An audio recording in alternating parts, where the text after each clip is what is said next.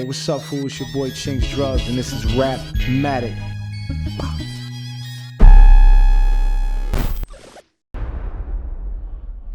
The exclusive contracts, like, listen, I was really the one that really pushed the contracts from the beginning. That's why I don't have a problem with the exclusive contracts, because it's business. And like I said, remember, everybody was booking the guys we were using, right?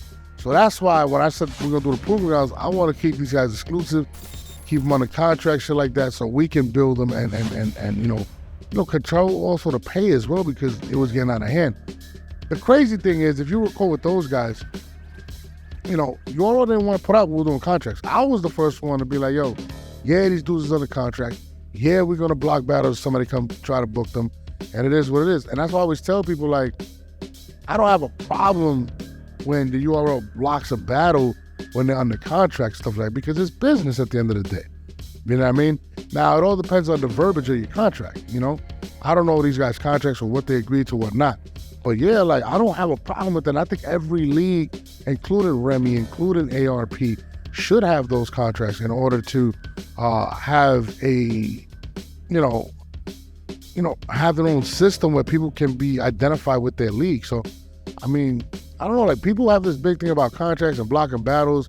You know, we just seen the Eazy The Block Captain thing, his event getting destroyed.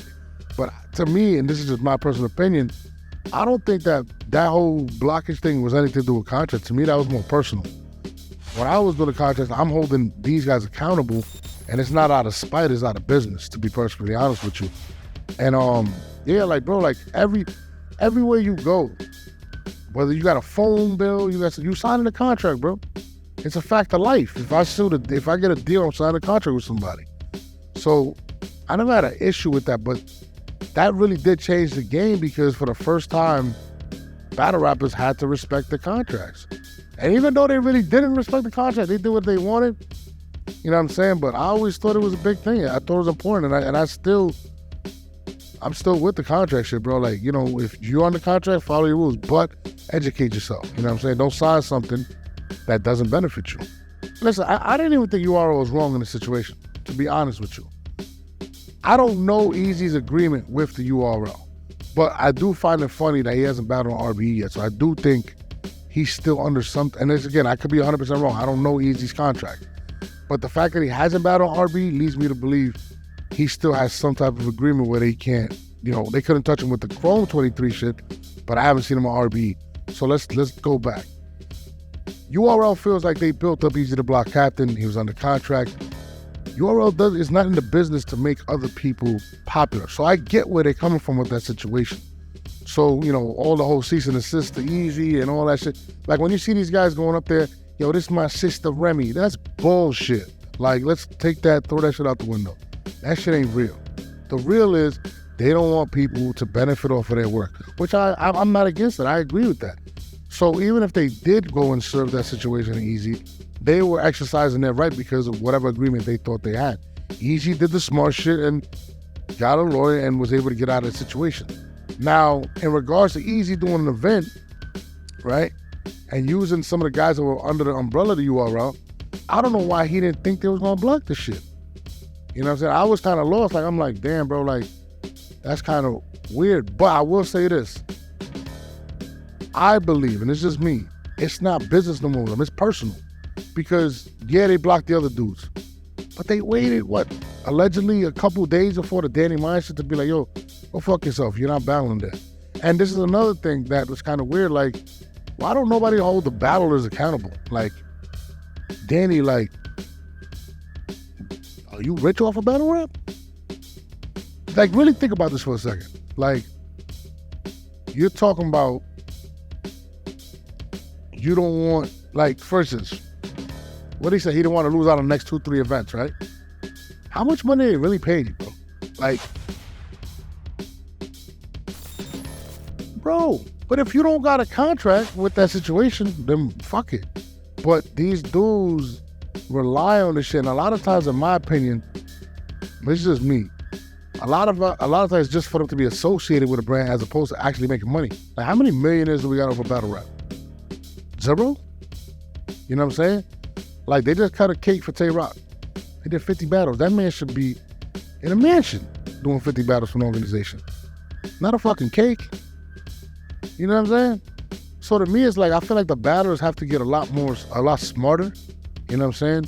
And at the same time, it's like, bro, like, get a little more business oriented. And that's why I'm like, I feel like they use the fear factor on Danny. Ain't no way Danny's seeing all that money with URL. You know what I'm saying? So to me, I thought Danny should be criticized more for that, because you allowed it to be personal at that time. You feel me? By letting them do that to you 2 days before the event. A lot of these battlers have to start like taking care of themselves financially, bro, and looking for better opportunities, because they're pretty much being pigeonholed, bro. And it's not like they're getting pigeonholed to a contract where they're rich.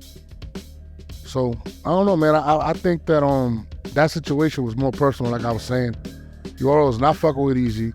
And Eazy, you know, and the one thing that really confused me with Eazy too was that he's not gonna take them to court, or he's not gonna hold people's feet to the fire. And that type of attitude is gonna continue them doing that type of behavior. Because until you hit them back the way they hit you, they're gonna keep doing it, bro. Well, you gotta look at it like this. If these guys weren't under contract, like Eazy said, right? And he gave them bread, he gave them a deposit. If I pay you for something, that's actually a binding contract because you accepted the money. So if he did that, if he gave them that bread, and if Euro allegedly did what they did, then he has a case of tortious interference, especially if they're not under contract. That's why the whole situation confused me. I'm like, bro, like, if that's the case, you got them dead to rights. These battlers just can't give the money back. That's not how it works. If I paid you for a service, right, and you don't complete that service, and these guys entice you to go back with a better offer, that's the definition of tortious interference. So that's why when I see this shit, I'm looking at all these rappers, I'm like, y'all just want to blog about shit, yo, like, do something that's gonna actually affect how they're gonna treat you in the future with the situation. So that whole situation, I don't really know, and I don't believe those guys weren't under contract.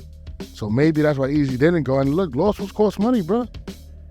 And a lot of lawyers ain't gonna take a fucking lawsuit because somebody took $2,000 from you. A lot of times you gotta eat that. So these lawyers want big money. If it's not a big money lawsuit, you're pretty much assed out. That's why you have to come after the rappers.